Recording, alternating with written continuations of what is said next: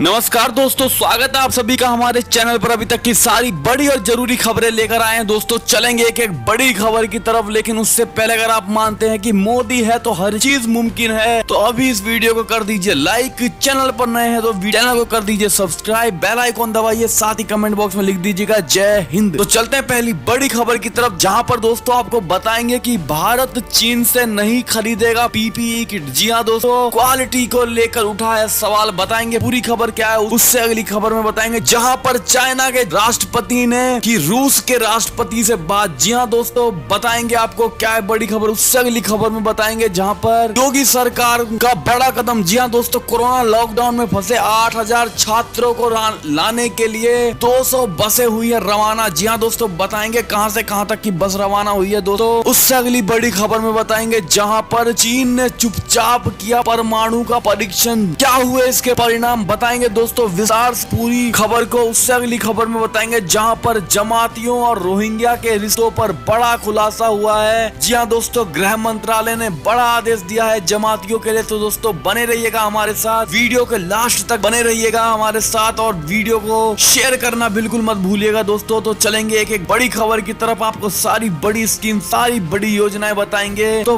बने रहिएगा वीडियो के लास्ट तक। चलते हैं पहली बड़ी खबर की तरफ, जहां पर आपको बता दें कि भारत चीन से नहीं खरीदेगा कोई भी पीपीई किट। क्वालिटी को लेकर उठा है सवाल। आपको बता दें कि भारत दुनिया के तमाम देशों के चिकित्सा उपकरण, टेस्टिंग किट और पीपीई यानी पर्सनल प्रोटेक्टिव इक्विपमेंट खरीद कर कोरोना वायरस महामारी से लड़ने के विभिन्न विकल्पों पर काम कर रहा है। सूत्रों ने बताया कि चीन के गोंगझाऊ एयरपोर्ट से गुरुवार को कोरोना वायरस के इलाज में इस्तेमाल होने वाली किट्स की खेप भारत पहुंची। इस खेप में 6,50,000 टेस्टिंग किट शामिल हैं। चीन से भारत के लिए आई इस खेप में रैपिड एंटीबॉडी टेस्ट और आरएनए एक्सटेंशन किट्स भी शामिल है। सूत्रों के हवाले से पता लगा है दोस्तों, जहां पर इन प्रयासों के तहत रैपिड एंटीबॉडी टेस्टिंग किट्स वॉन्डफो से पहली बार 3 लाख और जुआई लिवोजन से 2.5 लाख और आरएनए एक्सट्रैक्शन किट से 1 लाख भारत आया है। यानी कुल 6.5 लाख किट गुरुवार को भारत पहुंचा। बीजिंग में हमारे दूतावास और गुरुझोऊ में वाणिज्य दूतावास ने इसमें महत्वपूर्ण भूमिका निभाई, जिसको लेकर पीपीई किट में खराब गुणवत्ता की रिपोर्ट आई है दोस्तों, जिसको लेकर भारत ने चीन से पीपीई किट को खरीदने से पूरी तरह से मना कर दिया है। जी हाँ दोस्तों, ये बड़ी खबर आ रही थी। तो दोस्तों आप सही मानते हैं कि भारत ने बिल्कुल सही निर्णय लिया है कि चीन से कोई भी सामान नहीं खरीदना है? तो दोस्तों कमेंट सेक्शन में लिख के अपनी राय जरूर दीजिएगा। चलते हैं एक और बड़ी खबर की तरफ, जहाँ पर आपको बता दें कि जिनपिंग ने की पुतिन से बात, रूस और चीन मिलकर लड़ेंगे कोरोना से जंग। जी हाँ दोस्तों, आपको बता दें अपनी अर्थव्यवस्था को पटरी पर लाने के लिए चीन दुनिया के किसी देश से बात करने और अपनी तरफ से मदद का भरोसा देने, सहयोग और समर्थन की बात करने से पीछे नहीं हट रहा है। अमेरिका, भारत, पाकिस्तान के अलावा दुनिया के हर मंच पर वह मदद के लिए तैयार खड़ा है। इसी कड़ी में अब चीन के राष्ट्रपति शी जिनपिंग ने रूस के राष्ट्रपति व्लादिमीर पुतिन से दूसरी बात की। दोनों देशों के रिश्ते की मजबूती पर परंपरा की याद दिलाते हुए जिनपिंग ने रूस के सामने भी कोरोना वायरस के संकट से निपटने के लिए अपने मेडिकल किट और सुरक्षा उपकरण खरीदने की पेशकश की थी। जी हाँ दोस्तों, आपको बता दें शी जिनपिंग ने कहा कि जब चीन कोरोना के संकट से जूझ रहा था तो रूस ने उसका पूरा सहयोग किया था। आप लोग क्या चाहते हैं दोस्तों कि रूस को चाइना के साथ आना चाहिए या नहीं आना चाहिए? आप कमेंट सेक्शन में लिख के बताइएगा। चलते हैं एक और बड़ी खबर की तरफ, जहाँ पर आपको बता दें कि कोरोना लॉकडाउन में फंसे 8,000 छात्रों को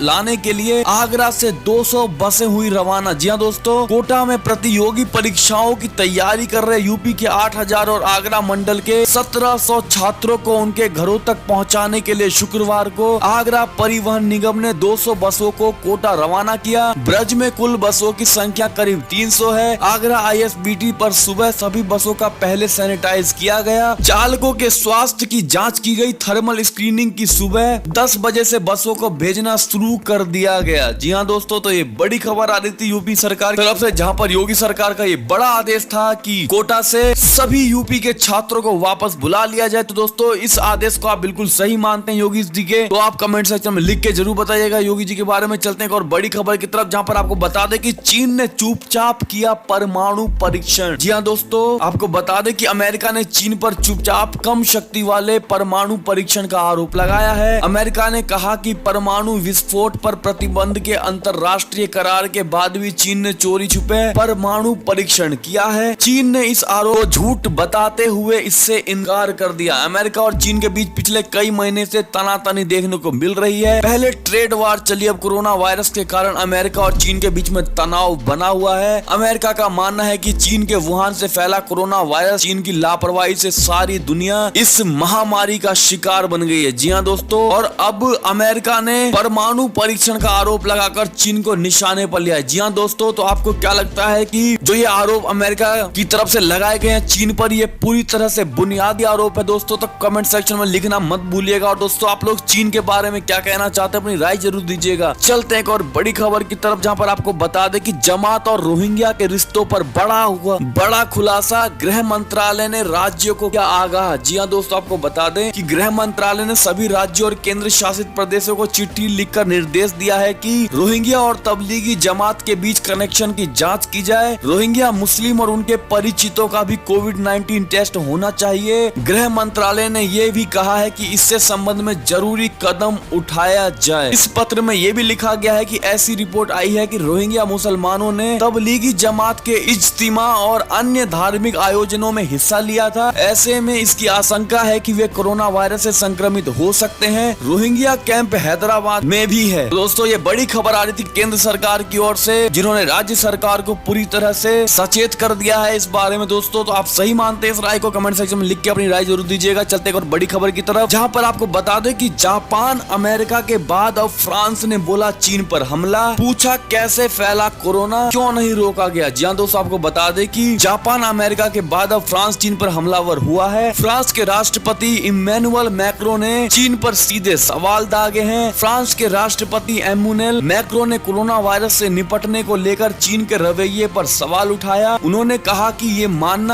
मानना बेवकूफी होगी कि चीन ने इस संकट में अच्छी तरह से सामना किया। उन्होंने कहा कि ऐसी भी चीजें हुई जिनके बारे में किसी को नहीं पता। इसके अलावा फ्रांस ने कड़े लहजे में चीन से पूछा है कि कैसे फैला कोरोना, क्यों नहीं रोका गया, दुनिया को कोरोना की जानकारी बाद में क्यों दी गई? तो दोस्तों, आप भी अगर सही मानते हैं कि फ्रांस ने बिल्कुल सही क्वेश्चन उठाया है चीन के सामने, तो आप कमेंट सेक्शन में अपनी राय जरूर लिखकर बताइएगा दोस्तों। और आप लोगों का क्या क्वेश्चन हो सकता है और आप लोगों का क्या प्रश्न हो सकता है चाइना से? अगर दोस्तों आपको चाइना से मिलवाया जाए तो आप जरूर कमेंट सेक्शन में लिख के वो प्रश्न बोलिएगा, जिससे सरकार उस प्रश्न को चाइना के सामने उठा सकती है। चलते एक और बड़ी खबर की तरफ, जहां पर आपको बता दें कि अमर उजाला की खबर का असर होकर मुंबई में किराए पर रह रहे लोगों को मिली 3 महीने तक की छूट। जी हाँ दोस्तों, आपको बता दें उद्धव ठाकरे ने मुंबई समेत पूरे महाराष्ट्र में किराए के मकान में रहने वालों को बड़ी छूट दी है। अमर उजाला से बातचीत में इस बात की गुहार लगाई थी। आपको बता दें कि मुख्यमंत्री उद्धव ठाकरे ने मुंबई समेत पूरे महाराष्ट्र में किराए के मकान में रहने वालों को बड़ी छूट दी है। उन्होंने एक आदेश जारी करते हुए सभी मकान मालिकों से कहा है कि वे 3 महीने तक किराएदारों से किराए की जिद ना करें और अगर किसी के पास किराया देने को नहीं है तो उससे मकान खाली करने को ना कहें। मुंबई के तमाम सहायक कलाकारों ने 7 और 8 अप्रैल को अमर उजाला से बातचीत में इस बात की गुहार लगाई थी कि लॉकडाउन के दौरान मकान के किराए में वैसे ही छूट मुंबई में भी दी जाए जैसे दिल्ली में दी जा रही है। जी हाँ दोस्तों, तो आप लोगों में से कितने लोग मुंबई से इस न्यूज को देख रहे हैं दोस्तों, महाराष्ट्र से देख रहे हैं, वो कमेंट सेक्शन में लिखकर जरूर बताइएगा। और दोस्तों, अगर आप लोगों में से किसी के मकान मालिक ने किराया मांगा हो तो आप हमें उस राज्य का,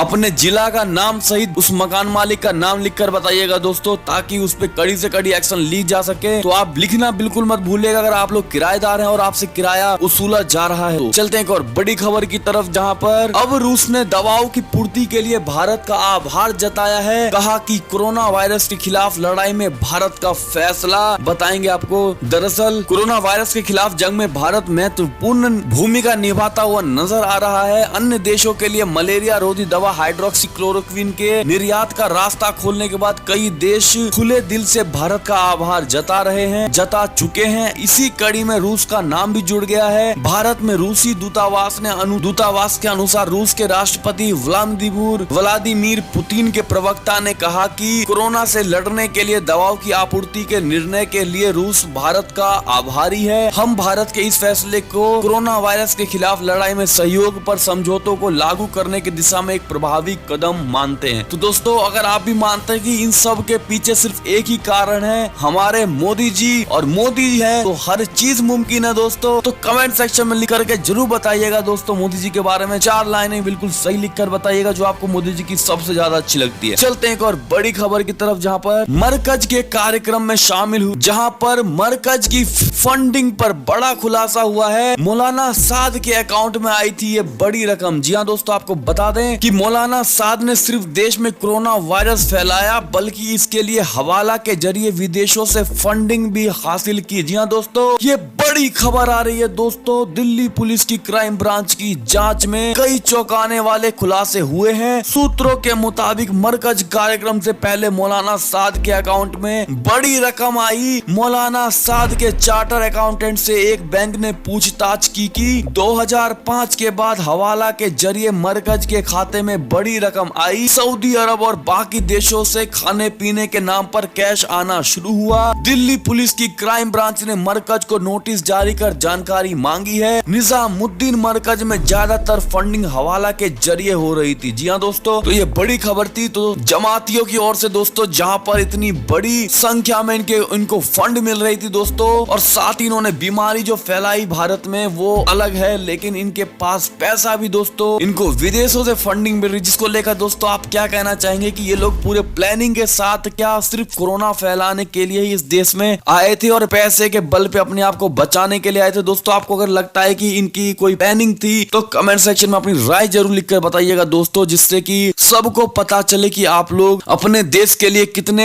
संवेदनशील है। चलते एक और बड़ी खबर की तरफ, जहां पर आपको बता दें कि अमित शाह ने कहा अर्थव्यवस्था के लिए आरबीआई के फैसले पीएम मोदी के विजन को दे रहे हैं पूरी तरह से मजबूती। जी हाँ दोस्तों, आपको बता दें गृह मंत्री अमित शाह ने कहा कि केंद्र सरकार कोरोना से लड़ाई में कोई कसर नहीं छोड़ रही। मजबूत और स्थिर भारत को बनाने की योजना से लोगों के जीवन में कम बाधाएं आए, इसका खास ख्याल रखा जा रहा है। Reserve bank of India RBI ने भारत की अर्थव्यवस्था को बेहतर के बनाने के लिए जो कदम उठाए वे प्रधानमंत्री मोदी के विजन को प्रबल करते हैं। चलते एक और बड़ी खबर की तरफ दोस्तों, जहां पर आपको बता दें कि कोरोना संकट के बीच आरबीआई की घोषणाओं पर बोले मोदी, छोटे व्यवसायों, किसानों और गरीबों को मिलेगी इससे मदद। जी हाँ दोस्तों, आपको बता दें रिजर्व बैंक ऑफ इंडिया की कल की घोषणाओं को लेकर प्रधानमंत्री नरेंद्र मोदी ने ट्वीट किया है। उन्होंने कहा कि रिजर्व बैंक ऑफ इंडिया की आज की घोषणाओं से नकदी और ऋण आपूर्ति में सुधार आएगा। इन कदमों से हमारे छोटे व्यवसायों, एमएसएमई, किसानों और गरीबों को मदद मिलेगी। ये WMA की सीमा बढ़ाकर सभी राज्यों की मदद भी करेगा। बता दें कि कोरोना वायरस लॉकडाउन की वजह से अधिकतर लोगों के हाथ पर पैसों का अभाव हो गया है। ऐसे में रिजर्व बैंक ऑफ इंडिया ने यह कहकर राहत दी कि महंगाई में गिरावट का दौर जारी रहेगा। भारतीय रिजर्व बैंक के गवर्नर शक्तिकांत दास ने शुक्रवार को कहा कि मुद्रास्फीति में गिरावट का रुख है और केंद्रीय बैंक का अनुमान है कि चालू वित्त वर्ष की दूसरी छमाही में मुद्रास्फीति दर घटकर उसके 4% के लक्ष्य से नीचे आ जाएगी। चलते हैं और बड़ी खबर की तरफ दोस्तों, जहां पर आप लोगों को एक बहुत ही विचलित कर देने वाले एक मोबाइल एप्लीकेशन से आपको आगाह कराने वाले दोस्तों, जहां पर आपको बता दें कि जूम एप्लीकेशन के इस्तेमाल पर बरते सावधानी। पढ़े गृह मंत्रालय ने अपनी एडवाइजरी में क्या कहा। दोस्तों आपको बता दें कि जूम एप्लीकेशन जो है, जो आजकल लोग ऑनलाइन क्लासेस के लिए, मीटिंग के लिए यूज कर रहे हैं, अगर आप लोग भी दोस्तों ऐसे यूज करते तो इसको बिल्कुल मत करिएगा, क्योंकि ये आपके डेटा को चोरी कर लेता है, आपके फोन के डेटा को। तो ये पूरी तरह से केंद्र सरकार की ओर से आप लोगों को आश्वासन दिया, आप लोगों को आश्वस्त किया गया है कि आप लोग इस जूम एप्लीकेशन को बिल्कुल भी यूज ना करें, क्योंकि इसमें एंड टू एंड इंक्रिप्शन की सुविधा सपोर्ट नहीं करती है दोस्तों, जहां पर हर तरफ की जो जानकारी होती है वो पूरी तरह से एनक्रिप्टेड होती है दोस्तों, जो कोई दूसरा नहीं पढ़ सकता है। लेकिन इस एप्लीकेशन में ऐसा कुछ नहीं है, इसलिए आप इस एप्लीकेशन जूम एप्लीकेशन को बिल्कुल भी इंस्टॉल मत करिएगा अपने फोन में। और दोस्तों ये थी अब तक की सारी बड़ी खबरें। आपको हमारी खबरें कैसी लगी? अगर तनिक भी सही लगी हो तो वीडियो को शेयर करना मत भूलिएगा अपने भाई बंधुओं, दोस्तों, भाईचारों में, चाचा ताऊ सबको दोस्तों करिएगा शेयर। और अभी इस वीडियो को कर दीजिए लाइक, चैनल को कर दीजिए सब्सक्राइब, बेल आइकॉन दबाइए, साथ ही कमेंट बॉक्स में लिख दीजिएगा जय हिंद जय भारत। और मिलते हैं दोस्तों अगली बड़ी खबर में, तब तक के लिए धन्यवाद।